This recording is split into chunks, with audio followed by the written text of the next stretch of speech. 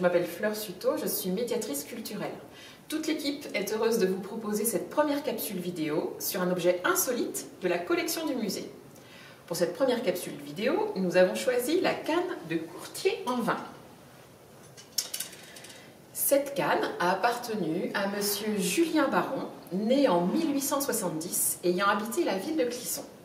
Monsieur Baron était courtier en vin, c'est-à-dire qu'il achetait du vin au meilleur prix aux viticulteurs de la région pour le compte d'un négociant.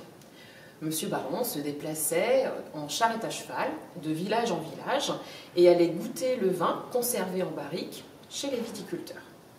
Or, monsieur Baron était un homme qui buvait peu. Il eut donc l'idée de se munir d'une canne à système munie d'une petite pompe.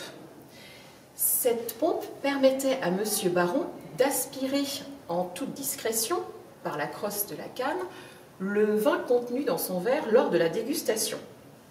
Le vin était alors conservé dans le fût creux de la canne et conservé puis rejeté ultérieurement par l'extrémité inférieure. Ou bien, le vin pouvait être rejeté sur le sol en terre battue de la cave. Au XXe siècle, les sols sont généralement en terre battue dans les caves et permettent ainsi d'aspirer le vin en toute discrétion. Cette drôle d'astuce lui évita bien des vexations auprès des vignerons et permit à monsieur Baron d'exercer son métier de courtier en vin jusqu'à la Première Guerre mondiale, pour laquelle il fut mobilisé. Il confia alors sa canne à son beau-frère, Charles Bohu, personnage bien connu des Nantais puisqu'il est l'inventeur des rigolettes nantaises, le fameux bonbon fourré. À son retour de la guerre, Julien Baron n'exercera plus le métier de courtier en vin. La canne restera donc dans le grand hall de la maison familiale Bohu jusqu'en 2007, année au cours de laquelle elle est donnée au musée du vignoble nantais.